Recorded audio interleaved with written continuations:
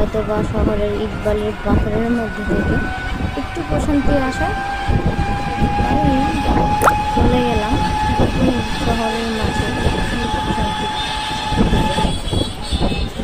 এই যে আরিস, ওর তো শুধু দুষ্টুমি ছাড়া কোনো কাজই নেই, সব কিছুতেই দেখা যাচ্ছে আমি কী করবো এই আর কি। দেখেন সুন্দর মনোরম একটা পরিবেশের রাস্তা, বোঝা যাচ্ছে যে সুন্দর একটি জায়গায় যাব।